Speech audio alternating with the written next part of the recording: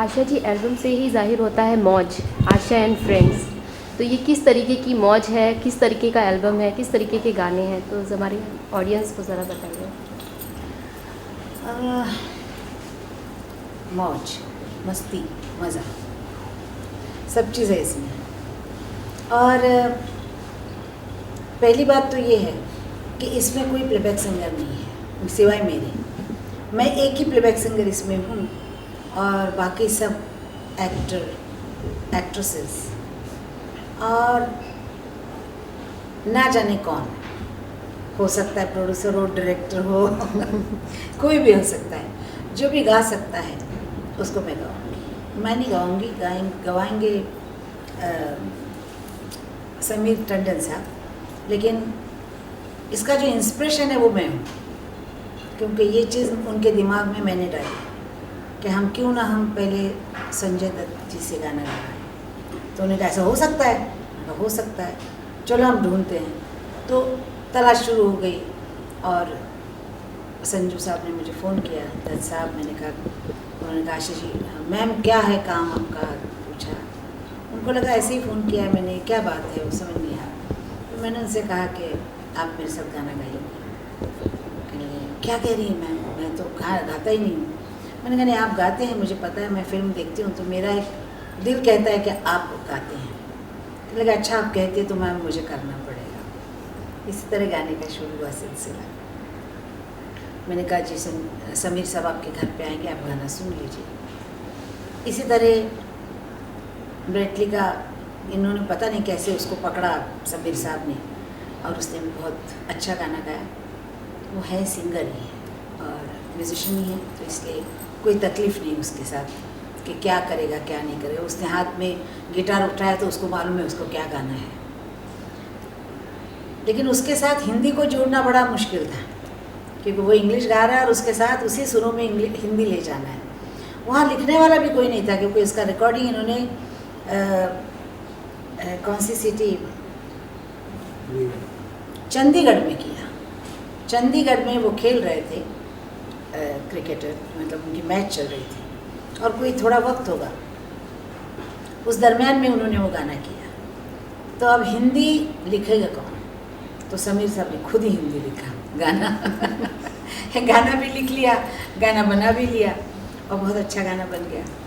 फिर उसके बाद जब मैंने जब डब करने गई तो मुझे बड़ा अच्छा लगा कि एक म्यूज़िक डायरेक्टर ने गाना लिखा भी, मतलब गाना नहीं, मतलब शब्द भी लिखे। फिर इधर उधर हमने थोड़ा सा इधर ही करके वो गा रहा।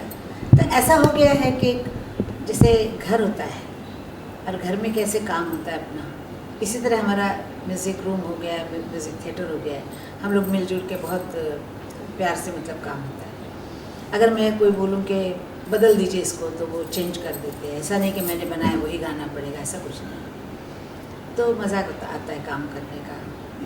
फिर उसके बाद ब्रेटली का जब शूटिंग हो रहा था तब भी यही प्रॉब्लम थी कि उसको 2 घंटे में जाना है, 3 घंटे में। उसी इसमें इनके डायरेक्टर लोग भी इतने अच्छे हैं कि उन्होंने फटाफट उसका शूटिंग भी किया। मैं भी साथ में हूँ और लोग भी हैं, बहुत अच्छा हुआ। फिर मैंने उर्मिला से बात की। उर्मिला को मैं मेरे शो में सुन चुकी थी, उसने थोड़ा सा गाया था, उससे मुझे पता लग गया था कि ये गाना गाती है, उसका आवाज़ बहुत पावरफुल है, तभी मैं समझ गई थी। फिर मैंने इनसे कहा उसकी आवाज़ बहुत पावरफुल है। वो गए उनके, समीर साहब उसके घर पे गए, तो समीर साहब ने उससे कहा कि आप क्या पसंद करेंगी गाना, तो उसने 50 गाने उनको सुना दिए पुराने गाने सारे सुना दिए। तो उनको पता लग गया कि इसको पुराना प्लस इसकी आवाज़ कैसी है। ये बड़ा मुश्किल होता है कि सामने वाले की आवाज़ देख के गाना बनाना है। अगर इनको कहा जाए कि लता मंगेशकर का गाना है तो वो सोच लेंगे कैसा है, आशा भोसले का, मालूम है किसी भी सिंगर के। लेकिन जो गाना नहीं गाते हैं, एक्टर एक्ट्रेसेस हैं, और वो गाएंगे तो बड़ा मुश्किल काम है। लेकिन उसको भी बहुत अच्छी तरीके से उसका गाना भी हो गया, बहुत अच्छा हुआ। उसकी आवाज़ बहुत पावरफुल है। एक ज़माना था कि शमशाद जी जब गाती थी तो हम लोगों को, मतलब बाकी के सिंगर बहुत डरते थे, क्योंकि इतनी पावरफुल आवाज़ होती थी कि सब आवाज़ों को दबा देती थी। एक मैं थी उनकी आवाज़ के साथ खड़े होके गाती थी, मैं डरती नहीं थी, क्योंकि बाकी इतनी ज़ोर से वो गाती थी। कल मुझे एकदम शमशाद भाई की याद है जब उसका मैंने गाना सुना। अच्छा जी, संजय दत्त ने वैसे फिल्मों में तो काफ़ी गाने गाए हैं, खूबसूरत में भी उन्होंने गाया। हमें पता नहीं है इस चीज़ का कि वो गाते हैं। मैं बहुत कम फिल्में देखती हूँ और वो गाना गाते तो उनका नाम भी नहीं कभी आया कि एज अ प्लेबैक सिंगर, तो मुझे कुछ पता नहीं था। लेकिन मुझे ये मालूम है कि पूरे ख़ानदान में गाने का शौक़ था, उनकी मदर को भी था, उनके दादी को भी था, सारे नानी को, तो सब गाना जानते हैं, तो ब्लड में तो आएगा ही। ऐसा होता है कि कहते हैं कि जैसे मेरे अगर बच्चे नहीं गाएंगे तो मेरे पोते पोतियाँ ज़रूर गाएंगे, और इसी तरह वो आता है। तो उनको गाने का बराबर ज्ञान है, तो अच्छा गाते हैं। इनके साथ गा के गाने का अनुभव कैसा रहा? क्योंकि एक एक्टर जब सिंगर बनता है तो उसके अंदर भी कई नर्वसनेस होती है, और जब वो आप जैसी इतनी महान कलाकार के साथ अगर गाना गा रहे हैं तो उनका जाहिर सी बात है उन्हें कहीं ना कहीं कोई उनको कन्विंस करने में थोड़ी प्रॉब्लम आई होगी। तो नहीं, ऐसा कुछ नहीं हुआ, क्योंकि उनको ये पता था कि मैं आशा के साथ गा रहा हूँ। अच्छा, नर्वस आदमी ज़रूर होता है, हम भी नर्वस होते हैं, ऐसी कोई बात नहीं। जो नर्वस नहीं होगा वो आर्टिस्ट ही नहीं होगा, और जो बेधड़क जाते हैं ना वो आर्टिस्ट ही नहीं होते, उनको पता ही नहीं होता हमारा क्या होने वाला है। तो नर्वस आदमी जो होता है ना वही बहुत संभल के अच्छी तरीके से क्रॉस करता है। तो इसीलिए जो वो नर्वस भी थे या कुछ भी था, लेकिन उनको कॉन्फिडेंस था गाने का, वो कॉन्फिडेंस से गाया उन्होंने। कोई ऐसी चीज़ नहीं थी उसमें कि कोई डरे हुए हैं, कोई बेसुरे हुए, ऐसा कुछ भी नहीं था। जी, ब्रिटली की अगर बात की जाए तो ब्रिटली जो है वो बाहर से आए हैं, उन्हें हिंदी के बारे में कुछ मालूम नहीं है, सुनते म्यूज़िक की नॉलेज है उनको, बट अगर हिंदी गाने की बात की जाए तो हिंदी में उनको काफ़ी 4 लाइन गाने गाने में कोई फ़र्क नहीं पड़ता है किसी को भी जी। किसी को भी। मैं रशियन गाना में गा के आई हूँ, आला पुगाचोवा का स्तारिंदी चसी ईशु दी दूत, हम हिंदी में लिख लेते हैं, गा लेते हैं। किसी भी ज़बान का गाना हम गा सकते हैं अपनी ज़बान में लिख के। तो उसके लिए भी मैं तुम्हारा हूँ तुम्हारा ही रहूँगा, ये गाना उसके लिए कोई मुश्किल मुझे नहीं लगता है। लेकिन अच्छी बात यह है कि उसने मैं तुम्हारा हूँ इंग्लिश लोगों जैसा नहीं गाया, लगता हम हमारे लोगों जैसा ही गाया है। मतलब उसके लैंग्वेज का, जैसे मैंने उसको आशा एक बार लिखा, उसने फट से मेरा आशा नाम लिखा, 1 मिनट नहीं लगा उसको। तो वो होशियार है लड़का, यंग है, होशियार है। तो मुझे ऐसा नहीं लगा कि वो नर्वस भी नहीं था, उसको पता भी नहीं था, और वो क्रिकेटर है, उसको ये परवाह भी नहीं थी और कुछ चीज़ की। उसको ये था कि मैं गाना गाऊं, और शूटिंग करते समय भी वो बहुत इतना खिल खिल के हंस रहा था, जैसे छोटा बच्चा हंसता है, ऐसे गाते गाते हंसता था। जी। अच्छा, इस एल्बम में कितने गाने हैं, किस तरीके के गाने हैं, थोड़ा सा बताइए। अभी 4 गाने आ रहे हैं जी। उसके बाद 4 आएंगे।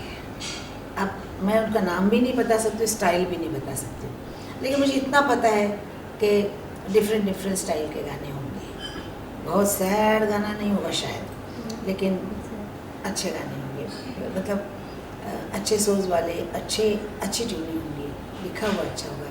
अभी शहरी यार यहाँ आए थे जिन्होंने दिल चीज़ क्या है आप मेरी जान ले लीजिए, ये सब गाने लिखे हैं इमराव जान के। वो शहरी यार, उनसे भी हमने गाने लिखवाए हैं। विजय अकेला है, उनसे लिखवाए हैं, और एक कोई नए राइटर हैं वो भी लिख रहे हैं। तो मेरा ख्याल है शहरी यार आए तो आप समझ लीजिए कि गाने का दर्जा भी बहुत बड़ा होगा, ट्यून का भी दर्जा होगा, गाने वालों का भी होगा। तो मुझे लगता है कि आपको अलग अलग स्टाइल मिलेगा। जी आशा जी, जो आजकल का ट्रेंड है, जैसे अगर देखा जाए तो अभी अगर जो हमारी एक्ट्रेस पुरानी हुआ करती थी वो कैबरे डांसर्स अलग हुआ करती थी और एक्ट्रेस अलग हुआ करती थी, लेकिन आजकल के ज़माने में जो है एक्ट्रेस ही जो है कैबरे डांसर का रोल अदा कर रही है, और उन्हीं आपकी जो आवाज़ के गाने हुआ करते थे वो हेलन के ऊपर सूट किया करते थे, ये मेरा दिल प्यार का दीवाना। तो आज उसी हेलन का गाना जो है फिल्माया है करीना कपूर के ऊपर। तो अगर इस तरीके के गाने आप जब देखते हो तो आपको किस तरीके का लगता है, कैसा लगता है कि जब पुराने गानों को नए हीरोइंस कर रहे हैं उसके ऊपर? मैं देखती नहीं ना सुनती, मेरी आदत ही नहीं है कि टीवी लगा के बैठो या रिकॉर्ड लगा के बैठो या रेडियो लगा, मेरी आदत ही नहीं, मेरे को टाइम नहीं होता है। मैं घरेलू औरत हूँ, मैं सुबह उठते पहले किचन में घुसती हूँ, गाना रियाज़ करती हूँ, किचन में घुसती हूँ, उसके बाद अपने काम के लिए निकल जाती हूँ। रात को इतनी थक जाती हूँ कि रात को देखते रहना। कल मतलब जैसे लोग फिल्म जाते हैं तो मैं कहीं नहीं जाती, और मेरा अलग ही दिनचर्या मेरी बहुत अलग है। और ऐसा है कि जब हमने ऐसे इतने अच्छे अच्छे गाने सुने हैं, जैसे लता मंगेशकर, किशोर दा, रफ़ी साहब, जितने भी हमारे सिंगर थे, बड़े गुलाम अली, आमिर खान साहब, क्लासिकल सुना है। उसके बाद पाकिस्तान की गुलाम अली, मेहंदी हसन, ऐसे ऐसे गाने जब हम सुनते हैं तो हमारे कान अलग हो जाते हैं। और हम लोग खुद के सुनने के लिए जब बैठ के हम लोग अपने सुनने के लिए ये मेरा दिल कभी नहीं सुनेंगे, या कोई ऐसा गाना नहीं सुनेंगे कि चलता फिरता कोई भी गाना। हम सुनना होगा, अगर हमको सुकून चाहिए तो हम ऐसे गाने सुनेंगे, कोई जिसमें बहुत काम हो, कोई गाने की जगह हो, कोई बहुत अच्छा गाया हो, तान हरकत, ऐसा हम सुनेंगे। तो इसलिए मेरा ये सुनने का वो नहीं है। और कोई एक चित्र, अच्छा चित्र मैंने देखा है और उसको किसी ने काला रंग लगा दिया या कुछ रंग, तो मैं उस चित्र को देखने की ज़रूरत क्या समझूं? मैं ऐसा सोचती भी नहीं और देखती भी नहीं उसको चित्र। जो होता है चलता है, दुनिया चलती दीजिए। जी आयशा जी, आपके लता जी भी बहुत अच्छी सिंगर हैं, उषा जी भी हैं, तो आने वाली जनरेशन की अगर बात की जाए तो आपकी फैमिली से क्या और कोई सिंगर आगे आने वाला है, सामने आने वाला है? ये तो भगवान ही जानता है, क्योंकि सिंगर पैदा होते हैं, भगवान भेजता है, बनाए नहीं जाते। आप कोई भी आर्ट आप सीख सकते हैं, आवाज़ सीख नहीं सकते। तो आवाज़ वहाँ से आती है और वो तकदीर की बात है। कहते हैं गए जन्म में मोती दान किए तो आवाज़ मिलता है। तो शायद हमने बहुत मोती दिए कि 60 साल तक गाते जा रहे हैं। हो सकता है मेरी पोती गाए, दिख तो रहा है ऐसा कि गाएगी, लेकिन बोल नहीं सकते आजकल के बच्चों का। मेरी लड़की भी अच्छा गाती थी लेकिन उसने छोड़ दिया। लेकिन ये कहना बड़ा मुश्किल है कि डॉक्टर का बेटा डॉक्टर ही होगा, ऐसा कुछ नहीं है। जी आशा जी, ये देखने को आया जैसे कि हमारे सिंगर्स जो स्टार्स हैं, वो स्टार सिंगर्स जो हैं वो हमारे पर्दे पे आ रहे हैं गाने के लिए, तो क्या ऐसा हो सकता है कि सिंगर्स कभी एक्टिंग में आए?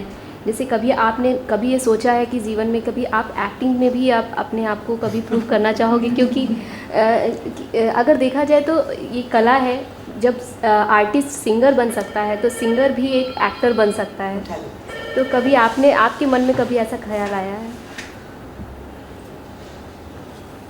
मैं सुबह उठ के अपना मुंह आईने में देखती थी इसलिए हीरोइन बनने का कोई चांस नहीं था लेकिन गला था इसलिए गाना सीखती थी, उससे मैं प्लेबैक सिंगर बन गई। ऐसा कभी भी सोचा नहीं कि मैं एक्टिंग करूँ, वो मेरा काम नहीं है। और एक चीज़ अच्छी चलती हो तो आदमी 1000 चीज़ों में जब ध्यान देने लगता है तो एक चीज़ है वो भी ख़राब हो जाती है। मेरा ऐसा ख्याल है कि जो मेरा काम है मैं अच्छी तरह करूँ, उसमें ध्यान दूँ। अब ये एक्टर लोग जो गा रहे हैं मेरे साथ, वो प्लेबैक सिंगर थोड़ी बनने वाले हैं, तो शौक़ से गा गए। इसी तरह शौक़ से हम टीवी पे आते हैं, अपना गाना हम खुद गाते हैं। वो शौक़ से एक गाना गा लिया ठीक है, लेकिन फिल्म में कोई काम करना वो कभी नहीं। लेकिन जैसे अगर न्यू जनरेशन हटके हैं, वो हर चीज़ में हाथ पैर मार रहे हैं। अगर देखा जाए सिंगिंग से लेके, एक्टिंग से लेके, स्टेज शो से लेके, एवरीथिंग सब कुछ कर रहे हैं। तो आप उनको आप कुछ ऐसा उन लोगों को कुछ कंसंट्रेशन देंगे कि वो कुछ ऐसा करे जिससे उनका कैरियर एक अच्छे मुकाम पे पहुँचे? तो बड़ा कहना मुश्किल है, किसी को भी पता नहीं कौन क्या चाहता है। किसी को एक्टर बनना होता है, एक्ट्रेसेस बनना होता है और उनको गाने में डाला जाता होगा। कुछ उनकी इच्छा होती होगी कि हम बहुत फेमस बने और हमें सब लोग देखें। मेरा ख्याल है गाना और डांस ये अलग चीज़ है। अगर आप डांस करते हैं तो आप गा नहीं सकते हैं।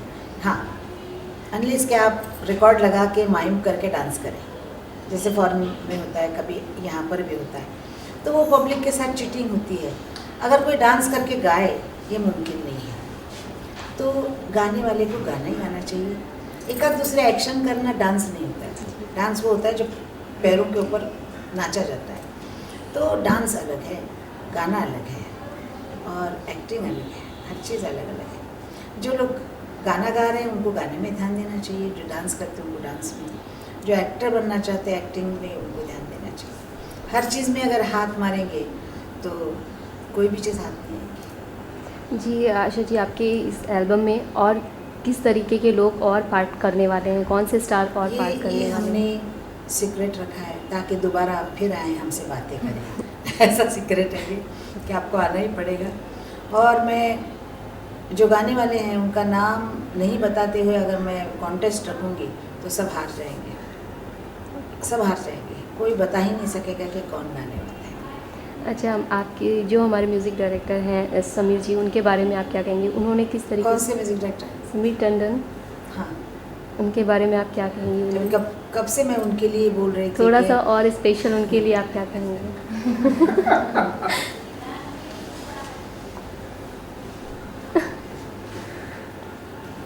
मैंने बताया कि वो गाने बहुत अच्छे बनाते हैं, लिख भी लेते हैं, गाना लिख भी लेते हैं, ट्यून भी करते हैं और हर एक को देख के उनके हिसाब से गाना बनाती है। बड़ा मुश्किल होता है क्योंकि हमारे जैसे आर्टिस्टों का गाना बनाना मुश्किल नहीं है। उनको पता है अच्छा ऐसा गाएगी, इसकी रेंज ये है, इतना ही बनाओ, उसकी रेंज वो है, पता है। लेकिन जिसकी रेंज मालूम नहीं उसका गाना बनाना बड़ा मुश्किल होता है और वो बहुत अच्छी तरीके से इसको निभा रहे हैं। जी, आशा जी, थोड़ा सा जैसे उन्होंने पहले आपने उनके गाने गाए हैं, पेज 3 में उनके लिए गाना गाया था उन्होंने जो बनाया था, तो क्या इस आशा एंड फ्रेंड्स का तो हम लोग जब वीडियो कैसेट आएगा तभी सुनेंगे, लेकिन 2 लाइनें जो पहले हो चुकी हैं उसके बारे में आप क्या कहेंगे? बेकरार कर डाला छलका चाहतों का प्याला, बिन कत्ल किए ही मार डाला, ओ हुजूर आला, ओ हुजूर आला आला आला, ओ हुजूर आला, ओ हुजूर आला। ये गाना हमने कंप्यूटर पे करके भेजा था। ये नया अभी क्रिसमस आ रहा है। यस। क्रिसमस में आप लोग खूब मज़े कीजिए, डांस कीजिए और नया साल जो आ रहा है उसको बहुत प्यार से बुलाइए, बहुत अपने मन में जो इच्छाएं हैं वो भगवान से कहिए पूरी करने के लिए और बहुत खुशी खुशी नया साल का स्वागत कीजिए। गया दिसंबर जाने दो, आई जनवरी आने दो, दिल से दिल टकराने दो, टकराने दो, टकराने दो है नया साल, सबको मुबारक नया साल। तो